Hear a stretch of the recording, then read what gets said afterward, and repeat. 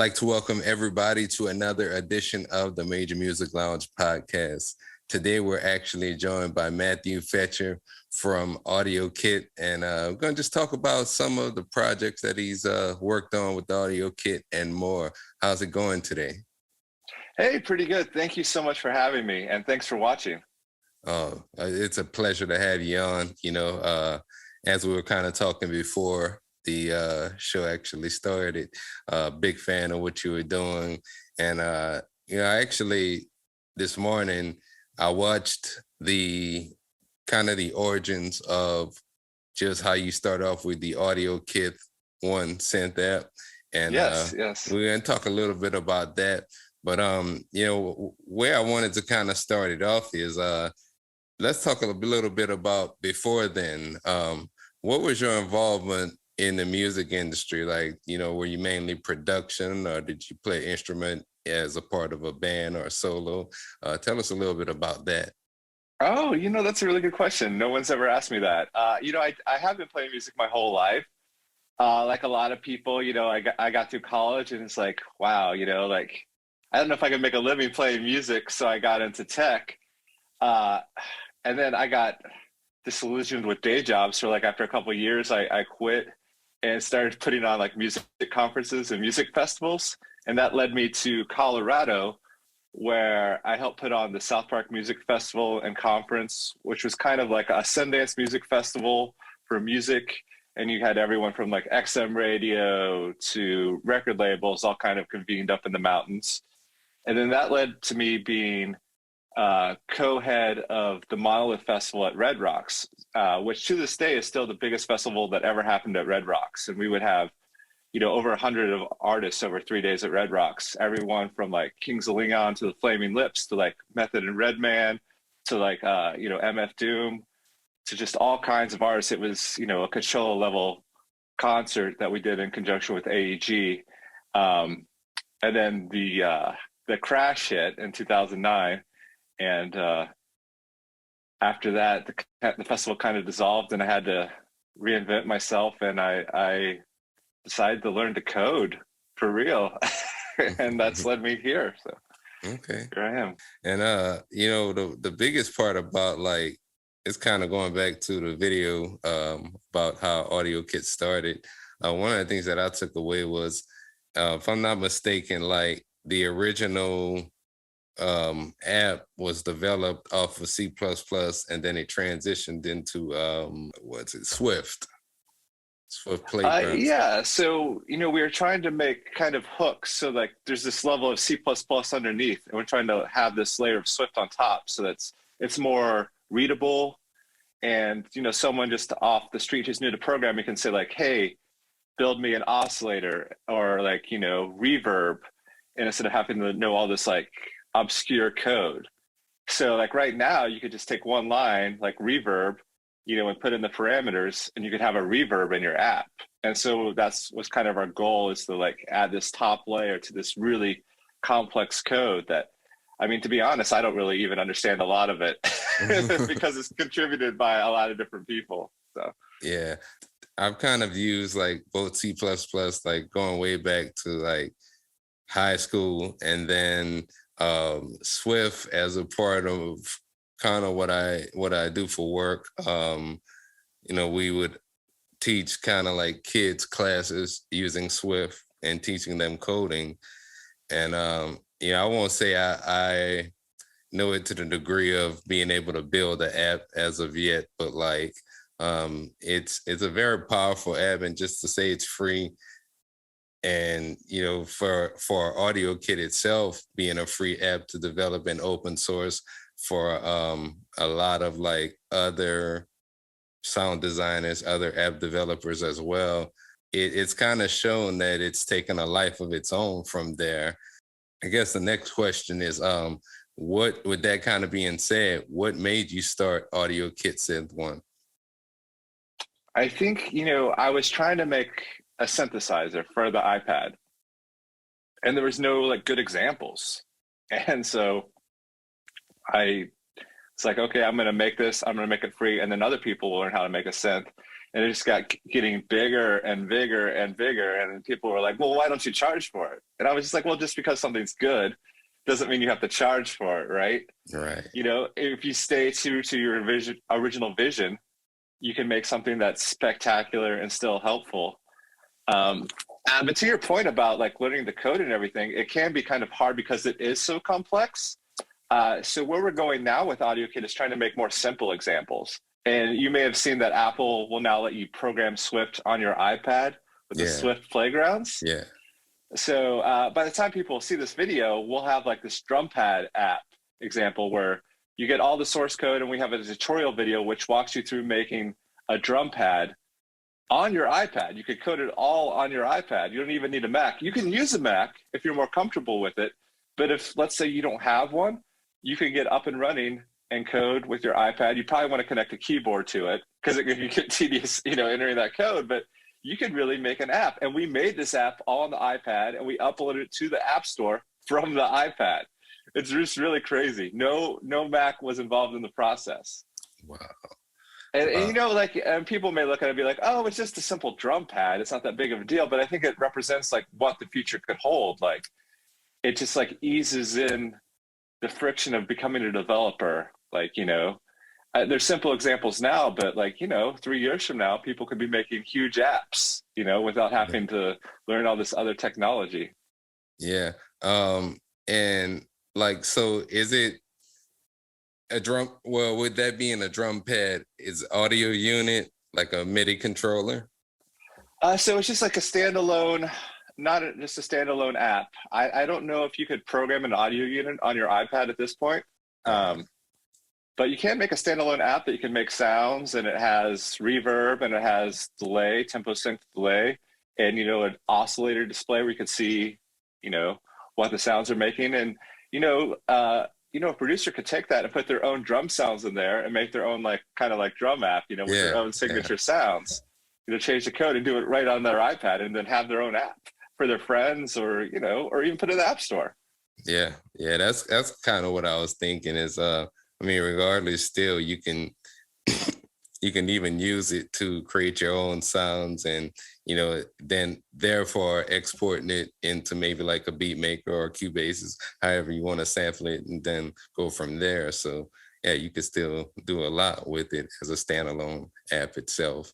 How is it like, and you mentioned earlier like the fingers, but I do also like, from having a lot of your different apps, you work with like Henny the Business, for example, is another name. How has it been collaborating with some of these other creators? Like, because a lot of these guys are also on YouTube, and, you know, they're established as far as their brands. You have your brand and kind of what you're doing. So how did pretty much all of those relationships come together to help them be a part of some of the apps that you released?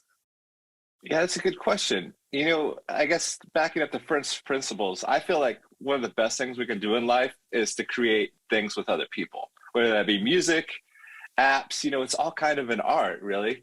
You know, I almost look at apps as an art form, and you get to work with people and create something that didn't exist and helps inspire people. Uh, Kenny and I lived I just lived like a mile away from his studio, him and Kennard Garrett at Morehouse, for a while in Atlanta.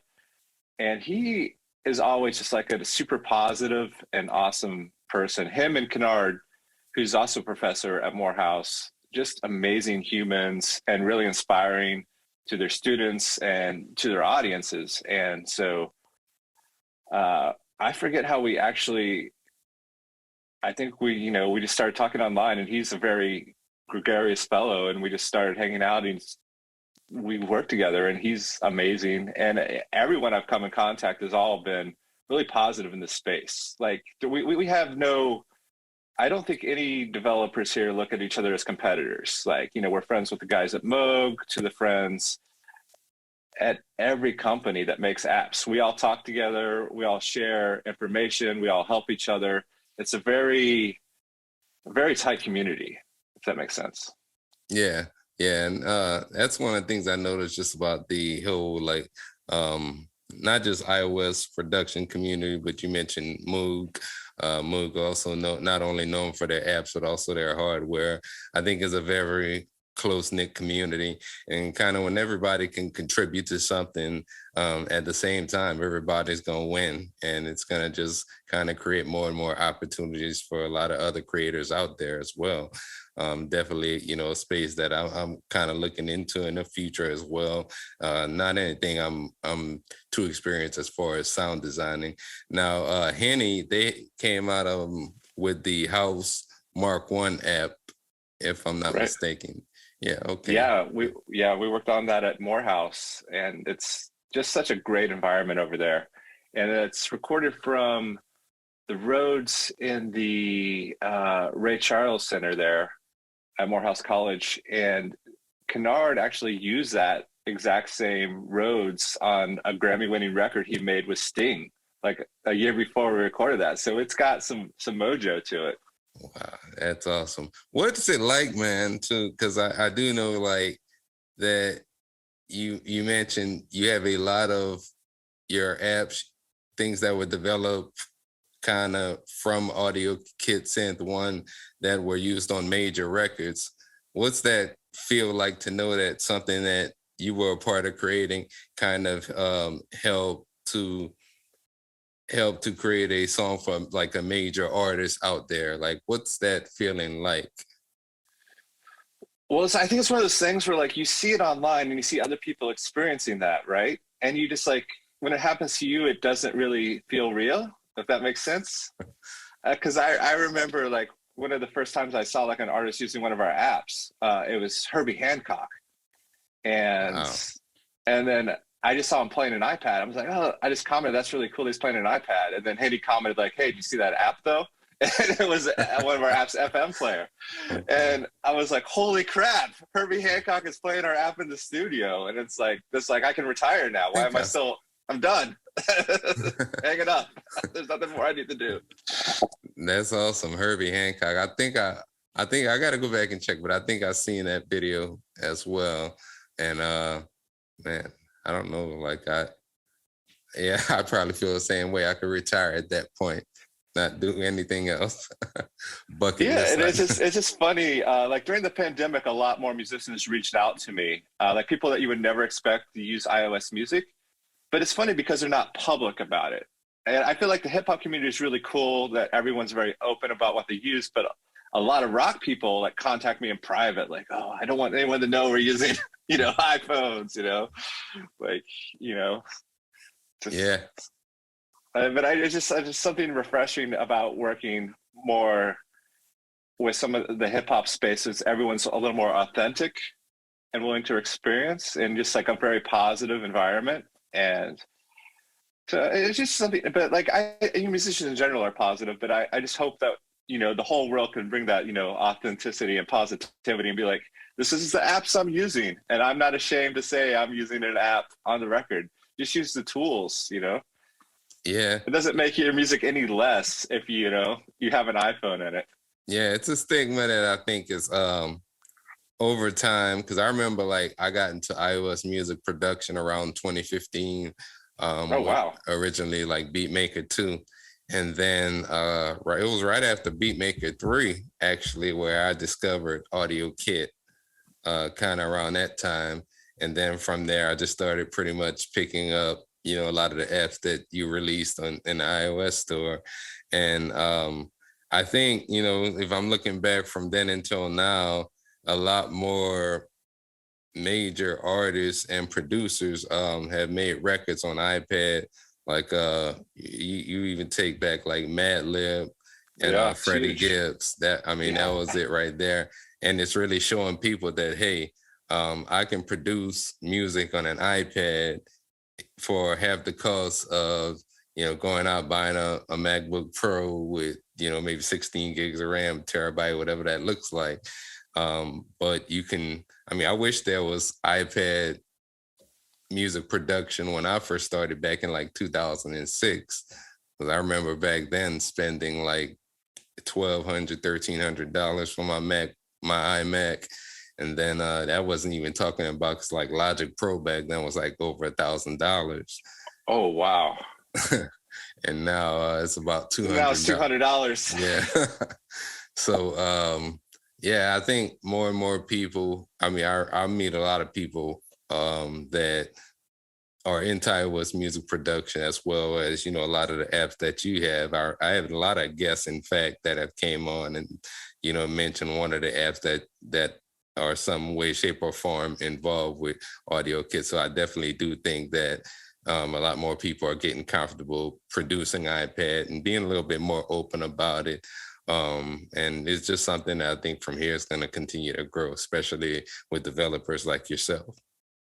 Yeah, and then, part of the thing we're trying to do is to make things more stable, right? Because that's what people complain about. Like it's sometimes AU3 V, sorry, I can't talk today. AUV3, doesn't work right a lot of times. There's a lot of crashes, and there's uh, as developers, we're kind of in the dark of what we're supposed to do, and you'll notice like every host kind of treats apps differently.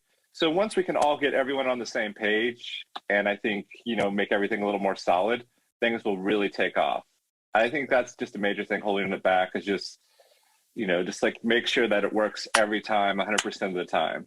So Yeah, yeah. And another like kind of interesting piece of information, or just point when it comes to like iOS apps in general, is a lot of them are starting to transition to like the Mac platform.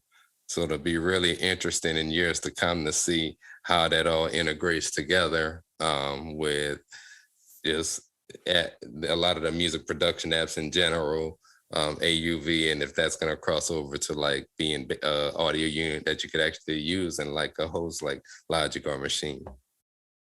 yeah, so it's kind of funny. Like there was this whole big push when the M1s came out. Like all of a sudden, all your iPad apps are going to run on the Mac, which wasn't completely the case. And so, I mean, we'd love to make our apps run on Mac. So it's not really the developers that are holding it back. We're kind of like waiting for things to all catch up. Like there was some, I don't want to, I don't want to say anything bad about Apple or anyone else, but it's just like just things aren't congruent with the messaging. So we're still waiting for everything to be on the same page. I think once that happens, things will really accelerate. But maybe this year at WWDC we'll see some new stuff.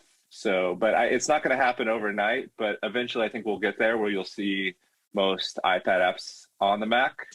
But it might be a few months from now. It's not going to happen right this second. Yeah, yeah, yeah. Hopefully, one day sooner than later, we can definitely see it happen at some point. I know Apple's trying to sell people like, oh, developers just check a box and it works, and that's not the case. Trust me, we've been trying to get stuff to work. The funny part is like, and I'm in Logic, I can see a lot of these apps, but you're not actually able to use it in there. And do they crash a lot, or the interfaces looked weird for a while? And Apple fixed that, but it's making progress. I think there's definitely positive progress, but I think if people are patient, they'll get what they want. Yeah, I'll say, maybe another year or two. I think it should start working at some point soon. You would think, right? Yeah. Well, the M1 they're on the second generation of them. So, it'll be interesting to see, with whatever they come out with later on this year. And then of course, people are going to continue to develop till somebody gets it. Somebody's going to be the first one out of the gate. And then I think from there, of course, everybody's gonna be able to develop their apps properly for like the Mac OS platform. So we'll see.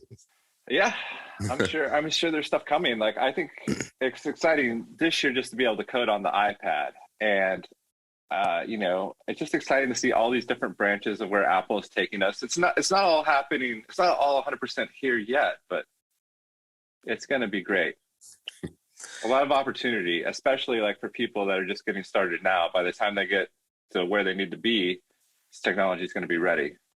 Yeah, and it kind of makes me wonder when that does happen, the pricing of like a lot of these apps, will they start going up from here? because the ability to use them on a computer, like in Yeah, Logic or Machine. yeah, that's a whole big topic. And I think, all right, so there's like a misconception among a lot of new developers. They think, oh, just because it's on the computer, I can charge $100 for it. Yeah. And the reason like those apps cost $100 is because, they work 100% of the time. And then there's people there to support with support requests. And then there's like all these pro features and outputs and, inputs and handling all these edge cases of hardware connected that people expect for $100 product, So I think if you're developing like a pro level thing, you can charge a lot, but people are developing like $20 things, you know, that's not aimed at anyone in particular, but I'm just saying like the overall quality needs to step up. It can't just be like, oh, this is an iPad, we're converting it, so now all of a sudden it's worth $100, right? Yeah, I'm with you. Definitely with you on that. I'm on the consumer side on this one. I love the, most of the pricing for the iPad apps is kind of like I was saying earlier. If I was first starting out to produce music now, for about $1,000, get yourself a iPad Pro, or any iPad really for that matter. I would probably say an Air or above, but whatever you can pretty much afford. And then from there, you think of, most of your apps probably like what, anywhere from $5 to $10. Yeah, we're trying to keep all our apps under $5, like a lot of our new apps. Okay. Or free or $5 or under $5. I guess until after the pandemic is over. So I guess for the rest of our lives. It feels that way. I think the most I've ever paid for one was like, app in general was Cubase's at $50. Cubase is 3. But once you get yourself a DAW, y'all did. As far as Audiokit, are you just gonna stay in the synth space, or will you ever get into maybe a full-blown DAW space to where you can like? God, I hope we never make a DAW. It is so much work, and Steinberg. They have a great engineering team, and they talk to us every once in a while, and so we were friends with Matthew from Beatmaker. Yeah. Who's no longer with the company, but like he is just absolutely brilliant. And so, there's people that are making great stuff. So we'll leave that to the professionals. And John from AUM, man, that program, it handles audio units better than GarageBand. Yeah. Like it's the gold standard for AUV3 hosts. So speak on what I want you to also do, kind of on the topic of apps. I noticed also that you had this line of like limited edition apps. Tell us a little bit about the concept of doing those limited edition apps. And for those of y'all that are watching, you're going to want to, if they're ever out there again, you got to get those, especially that 808 app. Definitely recommend that. So this was kind of conceived before the pandemic. And, the whole iOS community is kind of small, and we're just a small independent company, and so we thought we'd do something fun where we'd release some apps for a short period of time, and then they wouldn't be available anymore. But the thing is, like, now it's become like one more thing that people can't have during the pandemic. I think we want to kind of bring those back full time, and maybe like the ones we were going to release for low cost. It was a cool concept, but it's just like, I don't know if it aligns with our brand of making things accessible to everyone. Because, there's like all these people that just discovered iOS music during the pandemic, and they're like, well, why can't I have this app? And then, we get those emails daily, and it's just like, I don't know. It just doesn't seem like the right thing to do anymore. And I kind of regret doing it. It was fun. It was fun for the community for a little while, but I think overall it's not healthy for iOS. And I think we're probably going to do something where if someone bought it just because it was limited edition, we'll offer them some sort of refund. But I mean, if they don't think their app is worth like $2, we'll give them their money back. But yeah, I mean, it was a fun experiment, but if I could do it over again, I don't know if we'd do it again.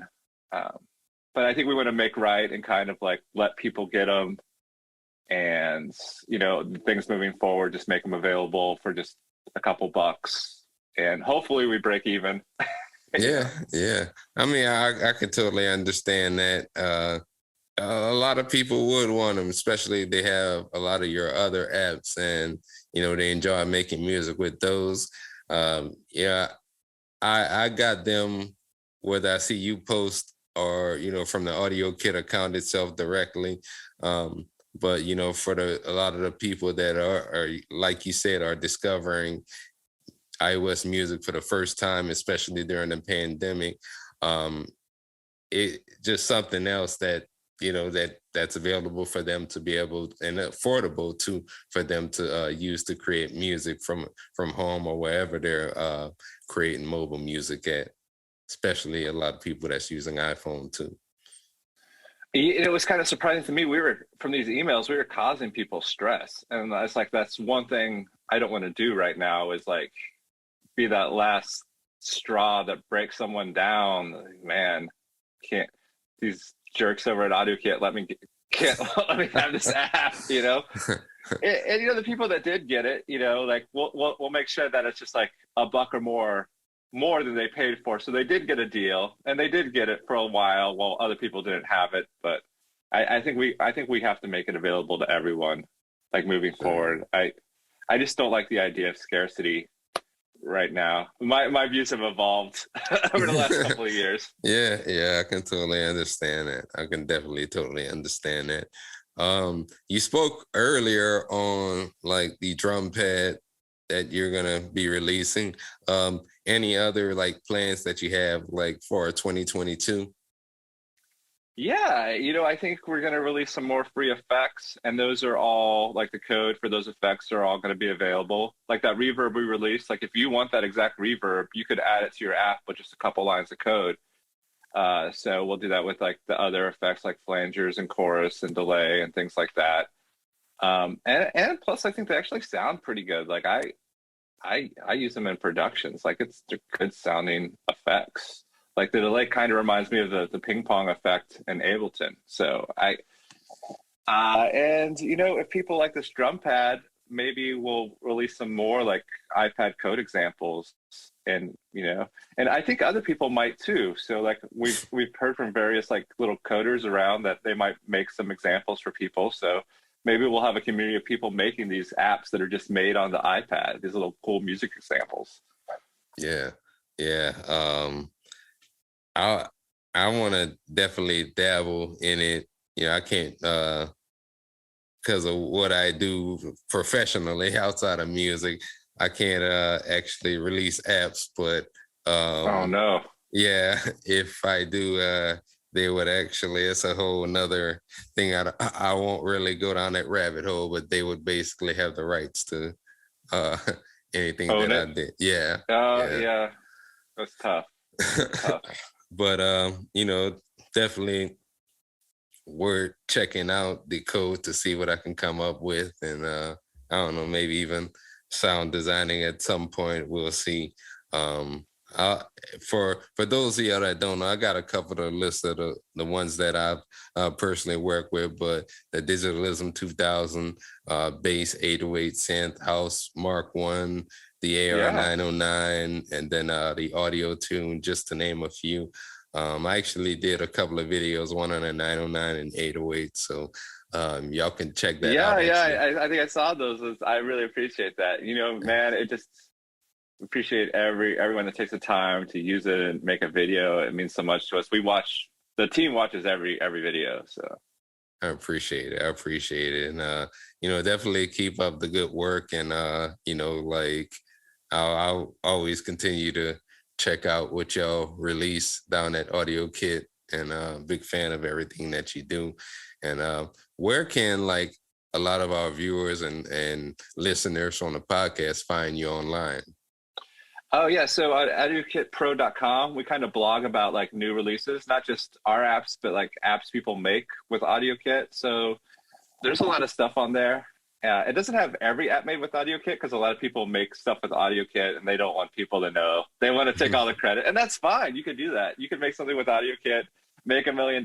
You don't have to tell us or give us any money. That's kind of the beauty of open source, and we're totally cool with that. But audiokitpro.com, and if you just look at AudioKit on like Twitter and I think Instagram, we're on there. So we're easy to find. Okay, all right. Yeah, definitely go ahead, give them a follow. Check out some of the Audio Kit apps in the App Store. And one other thing I always like to ask any of the guests that come on the show, to maybe someone that's getting started with music, especially iOS music for the first time, what's one message that you like for like maybe an up and coming sound designer or producer to have when it comes to like music production? Oh, right. This is probably a popular one, but I would say don't get boxed in by like a certain workflow. Like you get certain people, like you give them a piece of gear and they're like, oh, well, this doesn't fit into my workflow because it doesn't do this. We're like, well, how can you use that gear to make like a sound or resample it or do something cool with it? Because that's what's going to give your music character, right? Not just doing the same thing over and over again and you get two-sided. The same thing with making apps, you know, we can't just release the same synth app over and over again. We got to try crazy stuff. Yeah, yeah. I felt like when I experiment, I make the best music. I do my best Yes, work sir. whenever I experiment. So yeah, definitely don't be afraid to step outside of your comfort zone or that, creative box that you might have started out in. You might be another genre of music you could try your hand at, whatever that looks Yes, like. So, sir. yeah. Well, Matthew, I definitely appreciate you, taking the time to come on. And, anytime you have any new projects that you'd like to discuss or, whatever that looks like, I'd love to chat with you again. And, feel free to join us again. Awesome. Thank you so much. No problem. No problem at all. This has been another edition of the Major Music Lounge. You could catch all the episodes here on YouTube as well as all podcast streaming platforms. And you can follow me on Instagram at d._major music as well as on Twitter at d.mme. And appreciate everybody that's tuned in. More interviews to come. And we are out.